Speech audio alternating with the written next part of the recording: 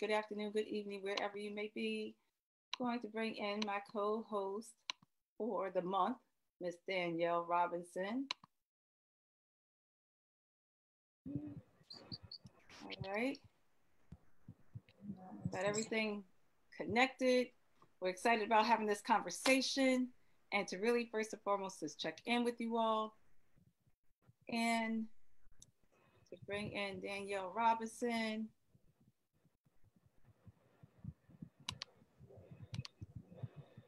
To tell you the truth, this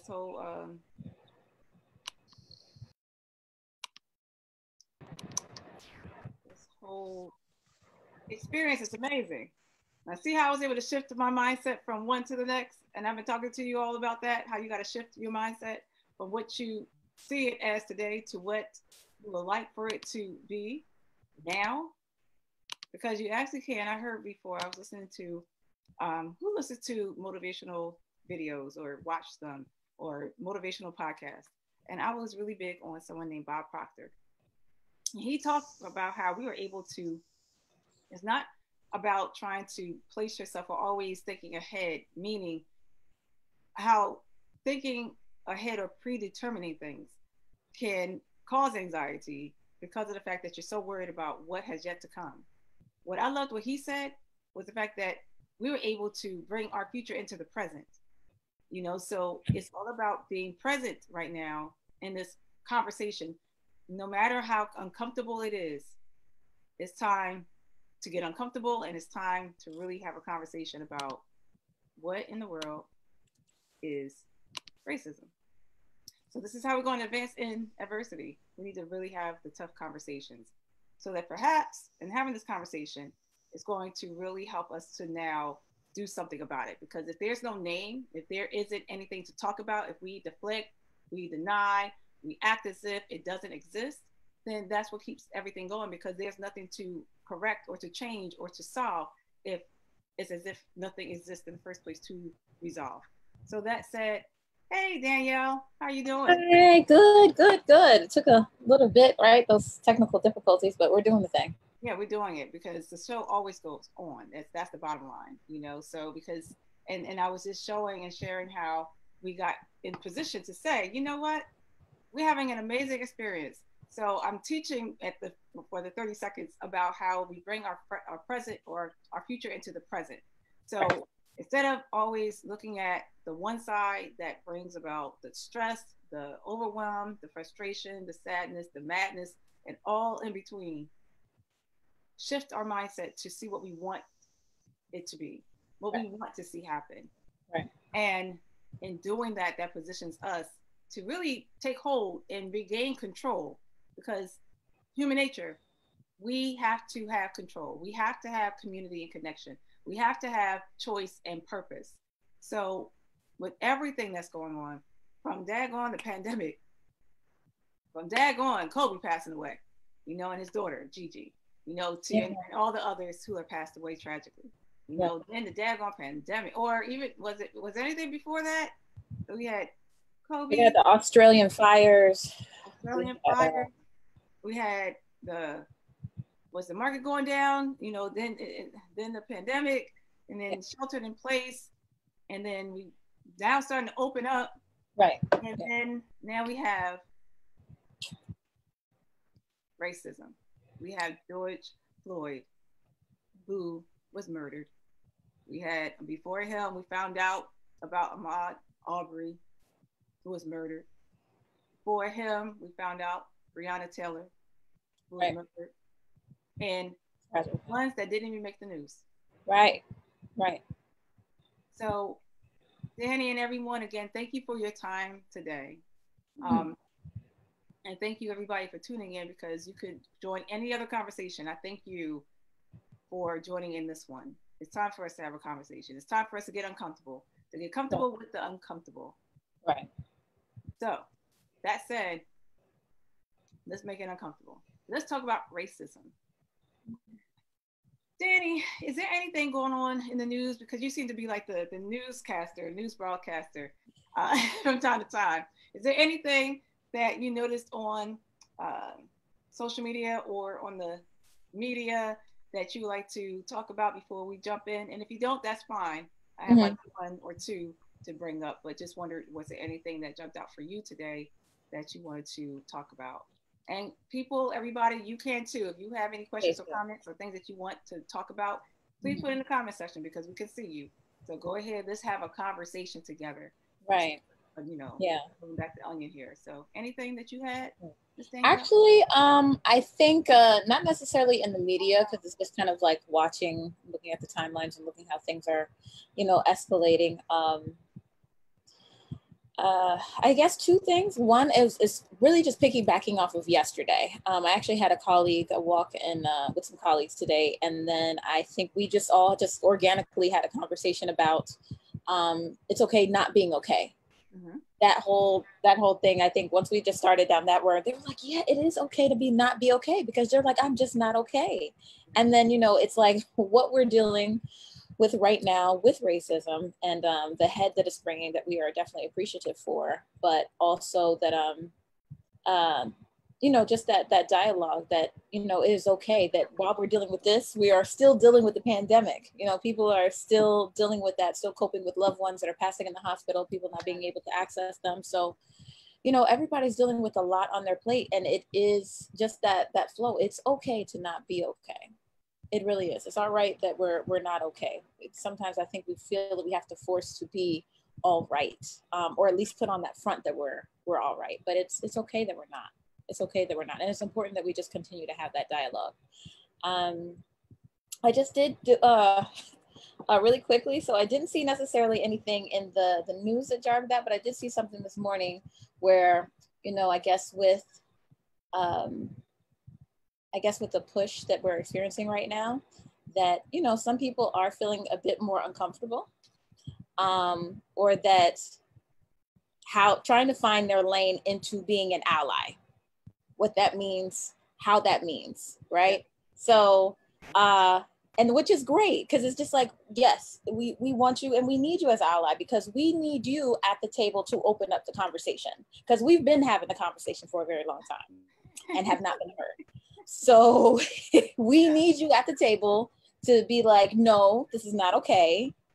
And then let them speak. And then we can speak for ourselves. But, I think that's the biggest thing. So I just saw some funny comments today about, and you might experience that too, where people people are reaching out and like trying to figure out how to be an ally. How is that important? Like what books did I need to read and everything else? And it's just like, all right, let's realize though, this is not new. We've been experiencing this whole time. I mean, awakening at any point is a good moment. Become awoke is a good thing. But let's all also acknowledge that you've had a blind eye to it, to maybe for you, if you're now having this discovery, maybe you've had a blind eye to it, so that realizing that you're not going to go back to that same place once things dies down, once we don't hear about it on the news anymore. We need that same openness and that same seat at the table after. That's good. That's good. Yeah. So that's what Everyone, would you not agree? Do you agree with what Danielle said or did not? If you have any questions, any comments, please put in the comment section. I tell you the truth. So as I do therapy, I'm in a therapy group and, you know, I just have that caretaker attitude and mentality to just really want to help everybody, right? Just to want to regroup and recenter everyone. And I felt great at feeling strong to be an ear or to be of support or to be available to the clinicians of color. We're the ones that's counseling them, like us and them. right. And to be honest, to say like, you know what, we're not okay. And if we're not Right. okay, then perhaps we just can't see anyone today, and that's okay. So me being me, like I'm good, I'm good. And then I saw something. I talked about this the other day. How I saw the whole George Floyd challenge, where now you have white teenagers or white kids who are now putting their knee on their friend's neck, and to see how long they can keep their knee on their friend's neck before they pass out, before they say no, stop. And that got me. That had me I'm at a place where I'm like, you know what? I'm just going to honor myself. If it's something that bothers me and it's upsetting for me, then I'm going to just say, you know what? Nah, let me just back up. And that bothered me for a minute. That was like yesterday. And so today, now I've seen the majority of my caseload yesterday, or clients that I've seen yesterday, were white. Um, there's some uncomfortable conversations that they are having, you know, and at their with their significant others, to their parents, to their friends, where it's not okay. You know, like they're like, you know, I really feel uncomfortable. I did not know this about my significant other. I did not know this about well, I knew this about my parent, but you know, it just pisses me off that they still have this mindset and mentality. And this is 2020 to today, while I got to see people sharing, or the clinicians sharing, how the majority of the clients that they see who are white were asking about being an ally. I had yet for that to happen to me until today. Right. Wow. So my client had asked me, she's like, you know, I'm really bothered with everything, and I'm bothered with this whole white privilege thing. I'm bothered with how my eyes are open. I mean, I'm hearing people that I know, that I love, that I care about, and their thoughts, and I knew and I didn't know, and I'm just uncomfortable and with the fact of now, or just seeing and knowing what you go through, Dr. Langley. And I just want to know, is it okay for me to ask you your thoughts? And you know, you don't have to. You're not by any means supposed to educate me or anything, but is that okay? Y'all, if y'all know me, what do y'all think I said? What y'all think I? So based off of who I am, what you think my response was? Let in the comment section, everyone. What do you think I said? What do you think I did? Okay, time's up. Of course, I took the whole entire opportunity to share how I felt professionally. Right. Because again, it's her time, it's her dime. So I shared with her, since she asked. I shared. Then, but I knew I had to cap it somewhere, because then I started to hear the reflections of my voice. I heard the tonality. So I had to, and understand this, y'all. Understand this. It wasn't a matter of me receding back or retreating back, you know, because I don't want her to feel uncomfortable, because unfortunately, as people of color, we always seem to have to retreat. We always have to apologize. We always have to check ourselves, because what is considered as passionate for us is aggression to others, you know, and so it's always misinterpreted. And so that's not the case as to why I decided to back up, because it was a session, you know, and so if asking me and me answering professionally, for it to open up or start to flesh out, you know, what are her next moves, or how does she interpret this, or now what? You know, now you have not just me, but other people of color in your life, and needed that confirmation or affirmation of, okay, you know what, this is not cool. You're right. I'm not in alignment with myself, and I need to do something about it. Because the one thing that I did bring up to her was white, or how's it go? Silence equals violence. Like, you know, white silence equals violence. Right. Yeah. So it is a matter about saying something, and that resonated for her the most. Is not to sit there and let everybody talk about and share their racist views, and you feel uncomfortable about it. You need to be in alignment, or acknowledge how you're feeling in the moment. That if this is not resonating with you, it doesn't feel comfortable in how they're talking about people of color, and yet they will say that they're not racist, or whatever their take is, because to them, it could be one or two things. Either it's denial, you know, they don't want to see it as being racist, or two, which I used to think, and we'll talk about that another time, because we started to talk about it a little bit, Dani, that perhaps it's just the fact that we used to think that white people didn't know, you know, we used to think that white people don't have an understanding. And coming to find out, no, I think many of you do have an understanding. Yeah, I think y'all do kind of know, you know, when it's not right, when it is racism. But if you benefit from it, called privilege, if you benefiting from it, why it doesn't matter. Why should you care?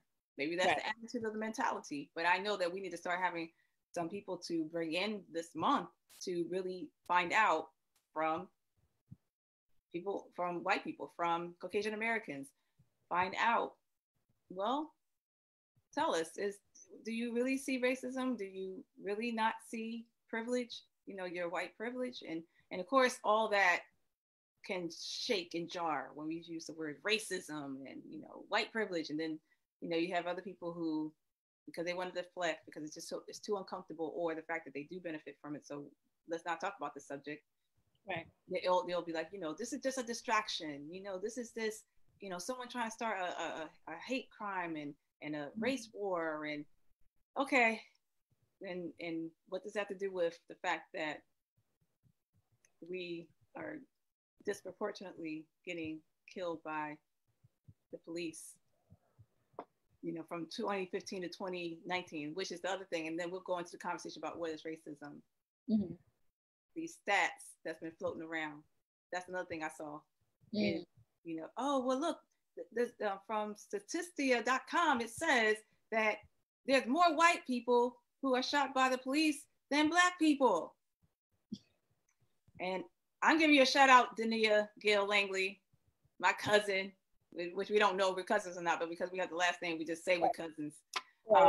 She brought up what people fail to do. They always want to use one thing to justify their point, but they decide not to scroll down a little bit more to check and see, oh, well, disproportionately, seems like more Blacks or more people of color are really killed than those by the police than white people. Right. And it's just amazing how, yeah, you know, again, like you said the other day, people are choosing to, whether if they benefit from it, why does it matter? You know, they benefit from it. Why do they want to give that up? They're benefiting from it.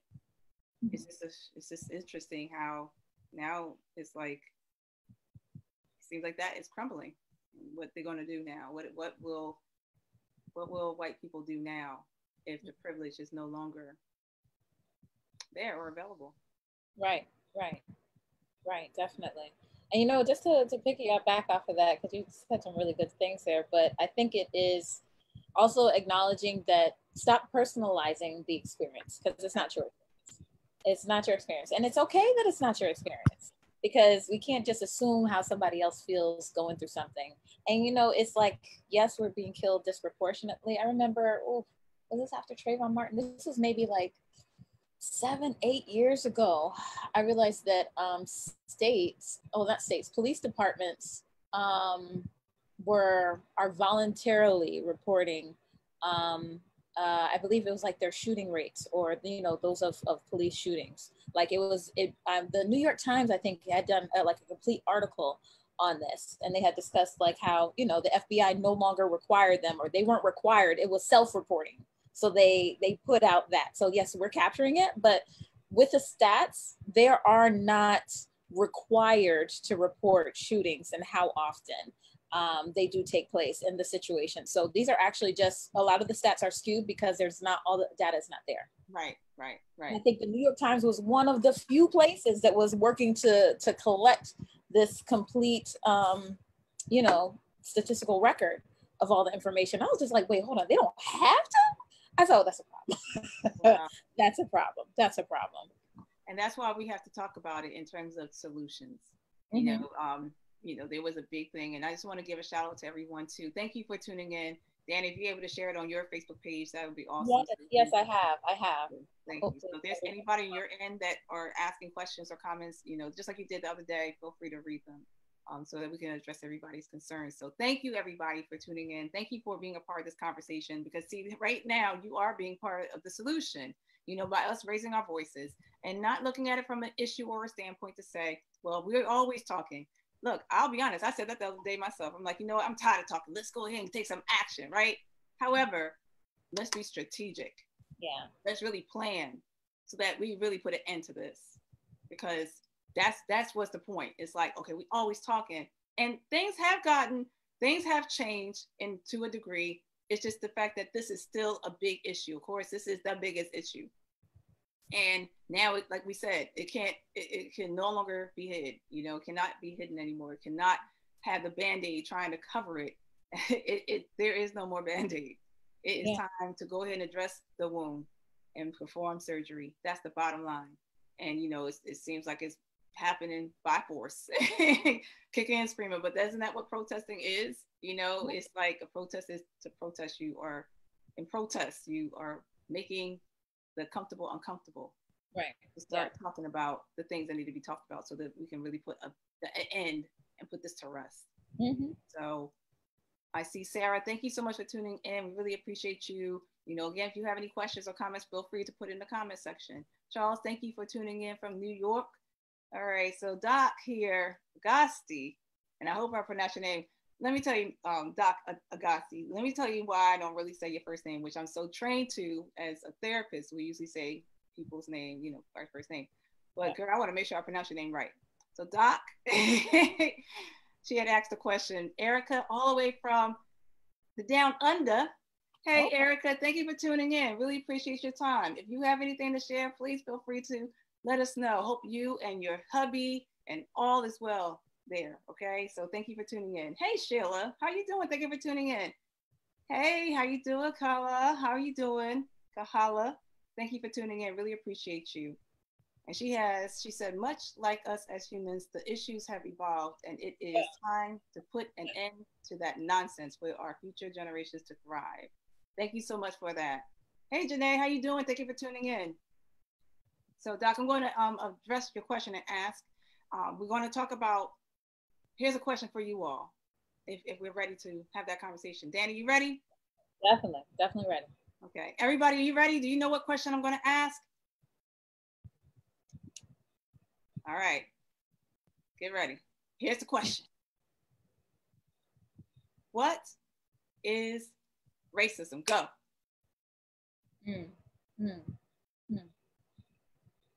What is racism?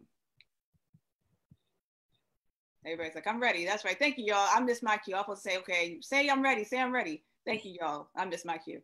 What is racism?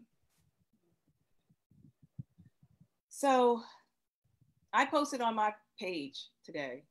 I actually got it from someone else. And I said, you know what? That's a great question. Let me ask people's experiences. I didn't ask the question. I just said, well, the first time that you experienced racism was when? And received at the time 64 comments about people's experiences. From what I gathered, it seemed that primarily many people of color, at least from the small sample that I had, from that was we've experienced racism from elementary school age. We were able to recognize racism. Right, yeah. So we all pretty much had a story about when we were a kid in elementary school to a teenager about our individual experiences. And I had a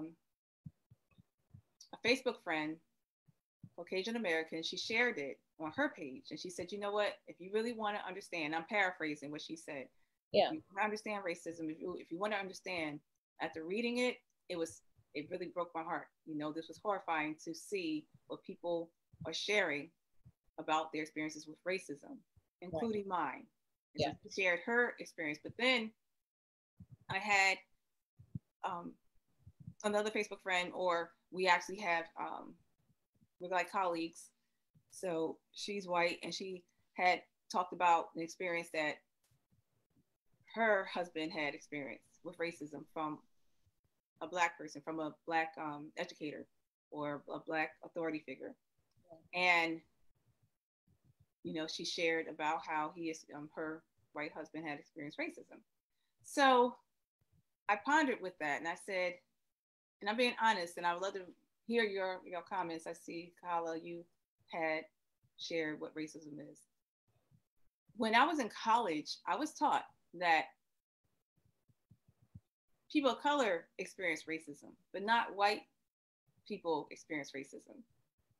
And so that's why I said, well, let me ask the question, what is racism?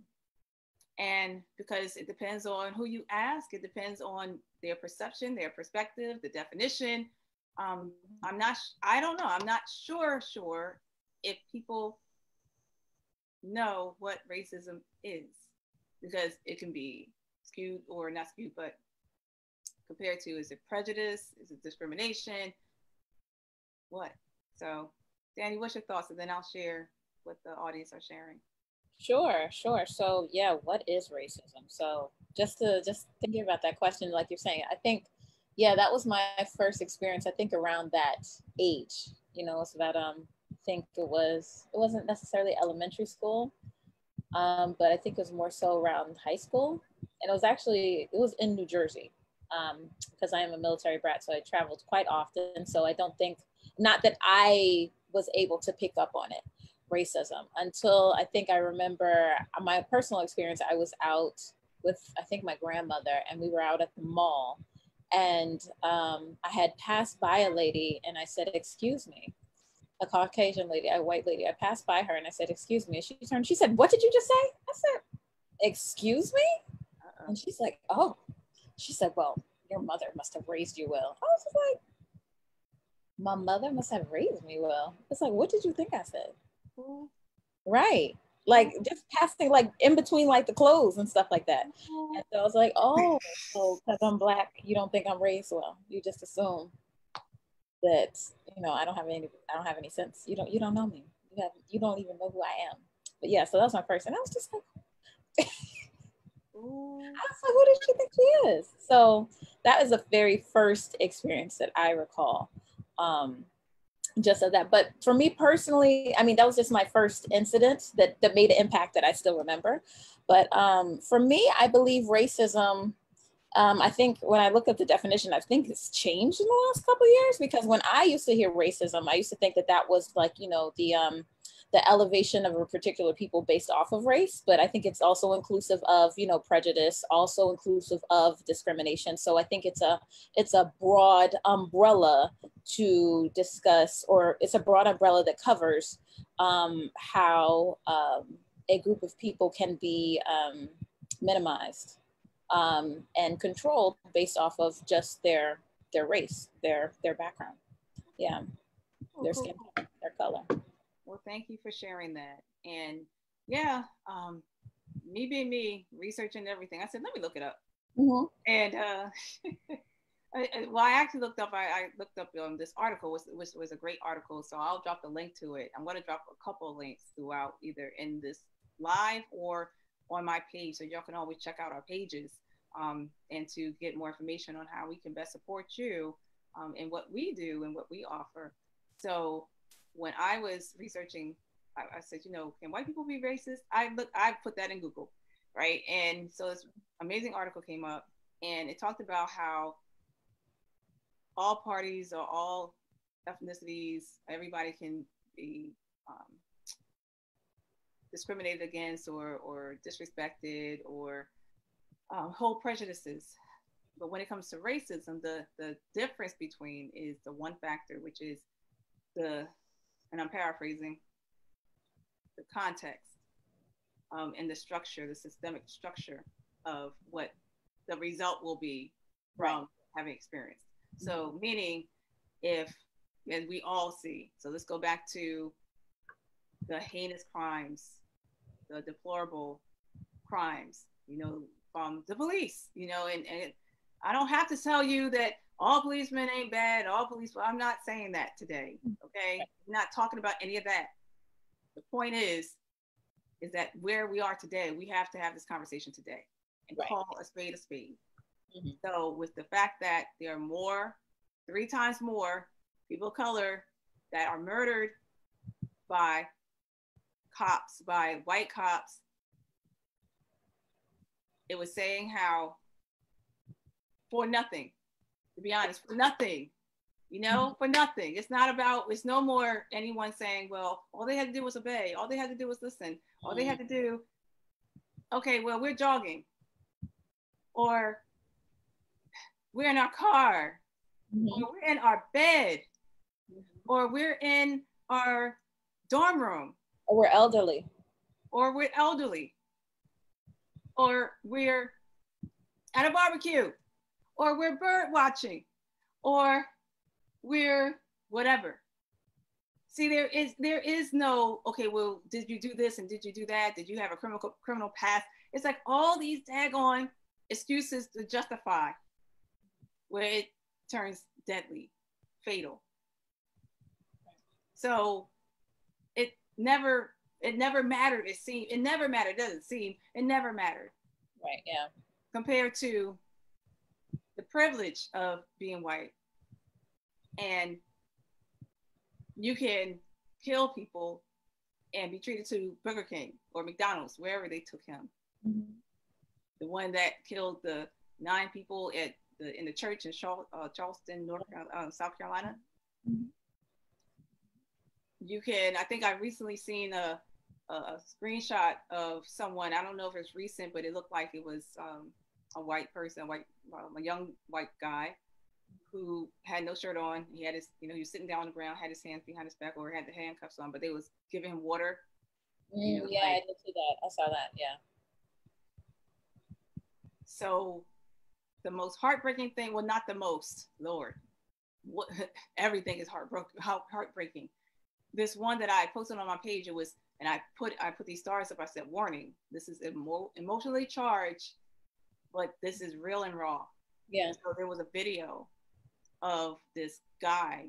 I think he may have been Latino. I'm not sure. Mm-hmm. I didn't get to see his face. But the police came. They broke into his house, put up guns at him. I think it was AK. I don't know what kind of guns they had, but they had guns on him. Yeah. They cuffed him up and everything because it was reported that a Latino guy may have had like a AK or AR, whatever, like a rifle or automatic weapon, whatever. Mm-hmm. And so I guess they must have found that it wasn't him. So mm-hmm. he went ballistic. He went off. Right. And rightfully so. Mm-hmm. Because and so I'm always one to read the comments all the time. I read everybody's comments. I read the whole entire thread. Everybody's. I just read the thing, right? That's just me being nosy. I just read everybody. I'm just here for the comments, right? In my part. So then I can light them up too. Like, okay, now I see where it was broken. I see where the loophole is, and I can come in and say a piece of my mind. But it moved me, y'all. It moved me to tears. That the fact that while people were judging, just a couple of people, just the trolls, who were judging about how he was yelling at the cops the whole time. And, while the cop was being so calm, cool, and collective, and the guy said that, well, you're calm, cool, and collective, cop, because of the fact that you weren't the one who busted in, we didn't bust into your house with 4 guns into your face. And because we see it every day, how people get shot and killed. He was like, I could have got shot and killed in my own apartment because of mistaken identity, because y'all only have the fact that there was a Latino male that was reported of having a gun in his house. He said, are you kidding me? Mm. And so the way he was talking and the way he went off, I started really getting choked up because I felt every bit of his pain, every bit of it, and his yelling and his shouting, because again, he was scared. Yeah. He could not believe that he was minding his business. He's washing his dog. Right. Yeah. They busted simply because, and that they didn't have a warrant. They said they didn't need one. They didn't even need one. Right. They were able to bust it because someone reported and said that there was a Latino male in that apartment that had a gun. Yeah. And they could have shot him first and asked questions. Never. Yeah. That right there, y'all. What hurts is that you'll still have someone who would deflect all of that or discount or discredit or say, well, the cop was at least trying to apologize, or no, the cop didn't have a chance to apologize to him because the guy was yelling at him the whole entire time. So always, it just seems like it's always missing the point on purpose. Always missing the point on purpose. So let me back up. That right there. What do y'all call that? What do you consider that? What will you say to that? Dani, what's your thoughts? Honestly, to me, that kind of pinpoints one particular issue, that everything about, it's important for people to know that everything about people of color, everything about our experience is politicized. Everything from us raising our voices, being boisterous, being loud, The way that we choose to wear our hair, the clothes in which we wear, the dances in which we do, everything about our experience completely from top to bottom is politicized. Everything about it is taken in a particular context to where I don't feel like Caucasians definitely don't understand that experience. And I think that's, again, just about that dialogue. It's just like, you haven't had that experience, you won't have that experience. And it's just important to listen, because you've never experienced that. I had a colleague today, and he made a comment, a Caucasian colleague, he's a really nice guy. And he made a comment today. He's like, yeah, everything that's going on, with the rioting and the looting. He's like, I bet they wish they moved to the suburbs. And I just we turned to him and I said, I'm uncomfortable in some suburbs. He's like, really? You? Yes, I'm uncomfortable in particular suburbs. And he's like, where? And I started naming places. He's like, really? He's like, I said, yes, that's right. Oh, yes, I'm uncomfortable. And then I was like, it's everything from, being pulled over. It's a harassed experience. It's a you don't belong here experience. It has nothing to do with socioeconomics, because everybody from, every person of color experiences that. So I think it's just everything about us is politicized. There's nothing that we can do to justify, I think, our experiences, to the point to where it's just like, okay, you know what, that's right. No, everything about us we can't even wear our hair naturally. I mean, I remember even before, when I first started wearing my hair natural, my boss thought that he thought I was going to lead a revolution. I had an afro, and he was like, he didn't speak to me. And I was like right next to his office. So he just kind of looked at me, gave a look, and then just walked in to close his door. I said, good morning. So so everything about us, it's political. So again, it's just that awareness of it, that it's not, we don't need you to justify it. We don't need you to rectify it. Well, we need to rectify it, but we don't need any other input, and acknowledging, okay, this is your experience. And then how can I create, again, the seat at the table? How can we justify, or how we can fix the situation to where we are not going to, or not going to allow that type of behavior anymore. Yes. Yes. Wow. And isn't that something? So I used to have Caucasians who, when I used to wear braids a lot as a young, in my 20s. Mm-hmm. Oh, your hair is beautiful. Can I touch it? Well, they're already touching it. Can I touch your hair? It's so beautiful. Yes, there's a lot of boundary issues. Yeah, a lot. Yes. But anyway, that's another conversation that we'll probably have this month as well. So that said, asking you all the questions. So everyone, thank you for tuning in. A lot of comments. Thank you so much, everybody, for tuning in. So want to thank you. We have Chino. Hey, Chino, thank you for tuning in. Hey, Michael, thank you for tuning in. Hope all is well with you and yours. Hey, Tommy, thank you for tuning in as well. So Kahala has said, I'm going to go from the top. Racism is the hatred of people who don't share a person's ethnocentric views. Yes, as a multicultural elephant, there is a multicultural elephant in every room. Racism is bigger than COVID. And I'm sure, she was talking about you when you were talking about your experience with the white woman when you were at the mall. Yeah. Mm-hmm. Like, and she's like, and I'm sure you scared her at that moment. Right. She probably was like, probably grabbed her purse and said, oh. It's funny, huh? We're laughing, yes, because this is what are we supposed to do? You know what I mean? It's like, what are we supposed to do? Right. We're still here 400 years later and having this conversation. So this is how we cope from time to time, y'all.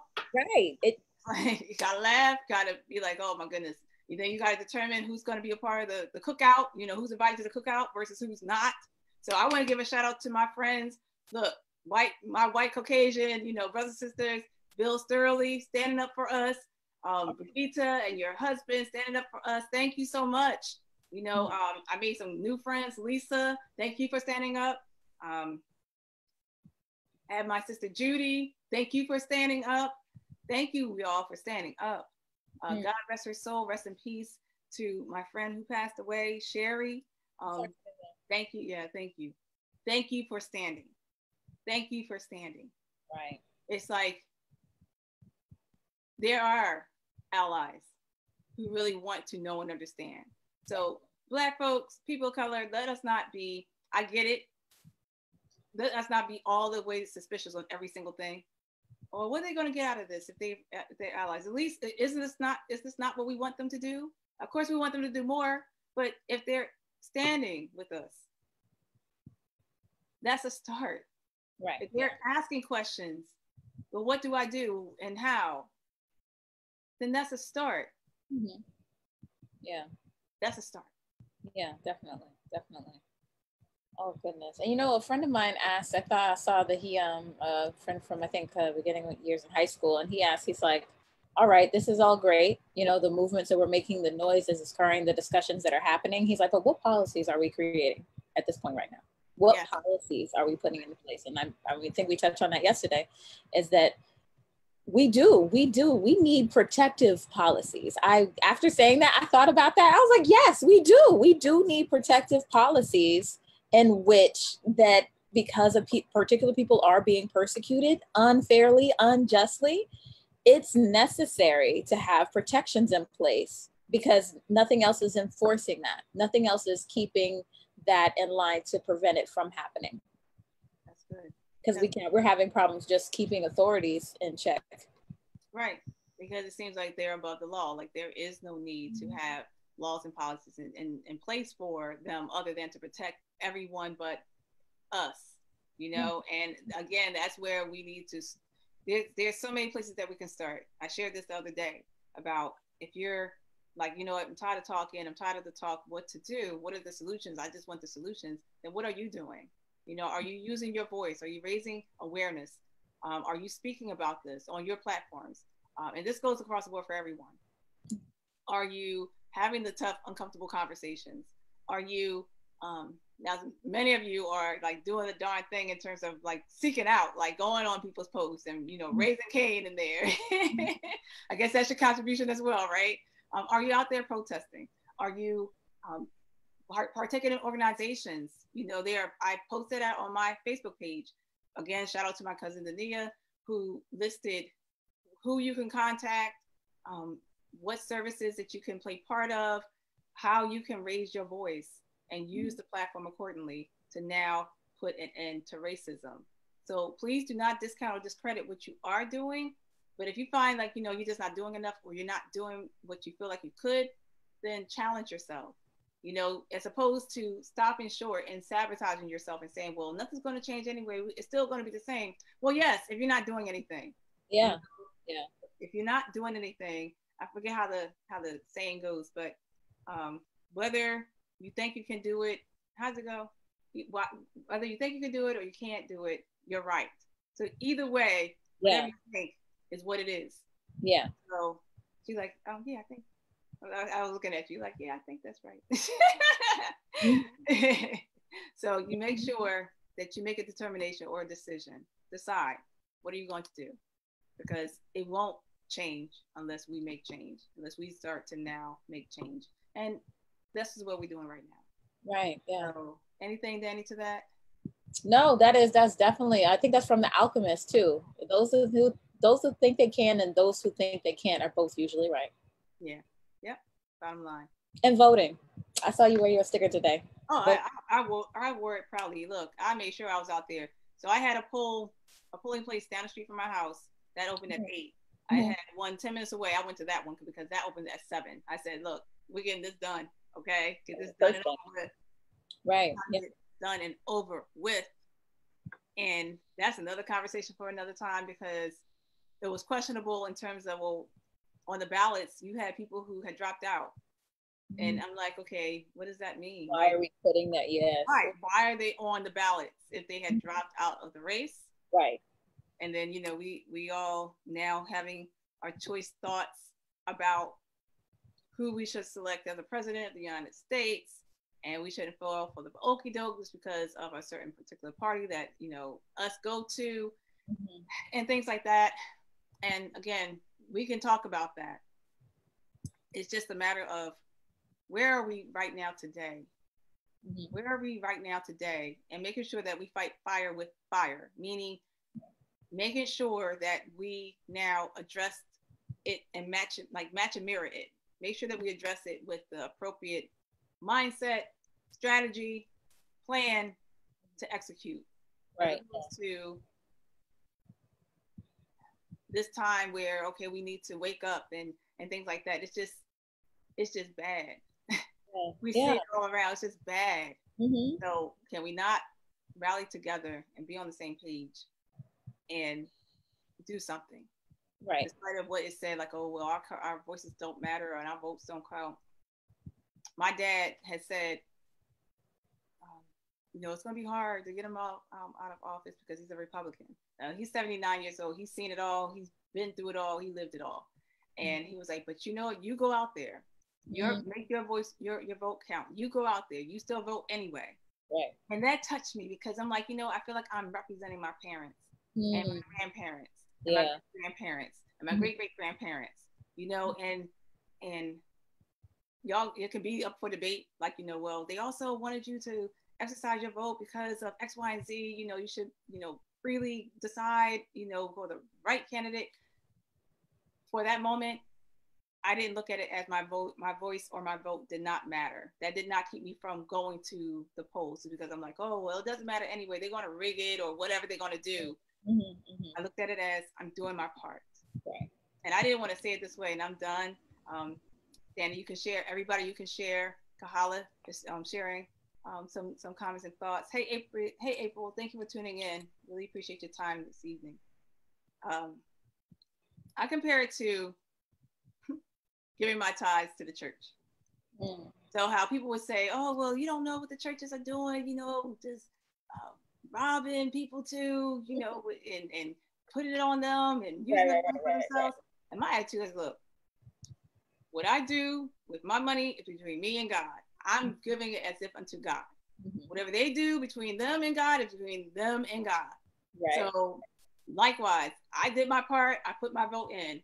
Whatever happens, happens. But I done my part. Could never say that I did not, despite of how it looks or what happens. Right. So you kind of have to look at it and shift your perspective. Exactly. That way. Exactly. I'm just going to piggyback right off of you. And then I'm going to, just throw back, my comparison with it, as I talked yesterday about voting, not about voting, about jury duty. I'm an advocate for jury duty. We need to do jury duty. But again, we cannot be upset about wrongful charges that are brought and things that are brought to the table when somebody is in a trial if we are not participating as jurors. We can get mad afterwards, but that is not going to help brother man in his appeal process. We need to be there and present to hear all the information, to hear all the facts, to debate as a team, and then come with our collective response. So exactly like you're saying, we have to be present. We have to be at the table to make sure that our voices are heard. Because if they are not, then they are going to just pass us by. Yes. They're just going to pass us by. So we have to be present. We have to be at the table. We have to be casting our vote. We have to be going to political rallies. We have to be making our voice heard. I mean, and I think it's, I've heard more conversation about it now more than before, which is a really good thing, is that, with our current president, is that, making sure people they're like, we have to be at the table. What policies are you putting in place for all candidates? What policies are you putting in place for people of color? What are you doing? Because we cannot continue to, as you were saying, go down the same track. It's like, all right, well, this is where we tend to fall when we vote with our political organization. No, what are you bringing to the table? What are you bringing to the table? What are you offering us? What policies are you going to put in place to protect us? What policies are you going to put in place to help advance us? What is your political agenda when it comes to us? That brings me an old movie. If anybody wants to watch it, it's old. It's like from the 90s. It's with Warren Beatty and Halle Berry, Bulworth. Yo, that movie, so good. It's hilarious. So it talks about politics, talks about race, talks about different elements in the political process, also talks about, our kind of like our super PACs, our donors, those who actually put money on the table, because let's not get it twisted. That's how a lot of our policies are made, is how they are financially backed and how that impacts those that are in office. Like, you're gonna cut my funding? I need that money. I need to get reelected. So, I mean, we have to be at the table because there's so many other gamuts and areas of conversation that we have to make sure that we are aware of and bring our heat to the table, because it's needed. It's needed. It's needed. Yeah, Dani's bringing the heat, y'all. See why she's my co-host? You know, she has that political, you know, to her. You know, she knows some things. I'm not going to admit about how I am with jury duty, so that's probably got to go off conversation. It's okay, not going. It's a safe place. It's a safe space. Still. So we're not going to talk about that, but we do thank you for your time, everybody. Thank you for your time, Kahala. I'm definitely going to make sure that we address your comments in here. She was like, how they've been handling it in Hawaii. They divert their mission to tear gas them by standing silently still when they show up with riot gear. They distribute water to the police during our protests, and in the end, they just cry. They don't hurt us. Wow.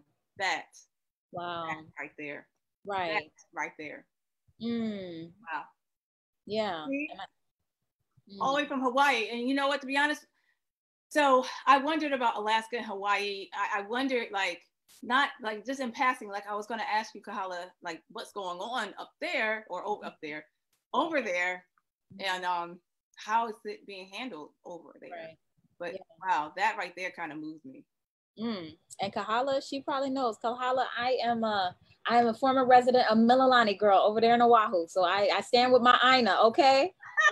I am all about Kauinoa, sister, okay? Okay, brother.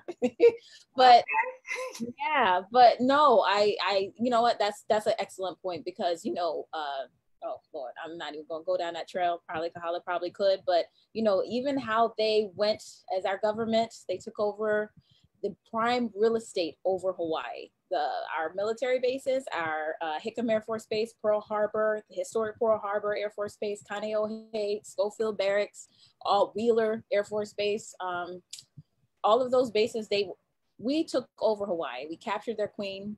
We kind of enslaved her in her own castle. So they understand, our local Aina, they understand definitely the struggle of what has, and they've seen it in their own, like even they have their own homestead, I think on the Waianae side. It's they see it on a regular basis. They definitely understand. I felt like when I was in Hawaii, I definitely felt like kindred spirits there. They understand the struggle because they've been experienced it, and you know, and a lot of it just because of their culture, they band so hard together, and they don't play that. And we saw that with the what were they doing? They were drilling the pipeline, and there was such a good push towards that, you know, to just stop those political madness that was happening on that sacred land. So I can only imagine how they're experiencing that. Okay, well now we made a connection because it seemed like the two of you are going to be Facebook friends. So y'all make sure. I know, right? Yeah. Hey, she said, yes, sis, fighting that now. I know, that's right, girl. How Inoa.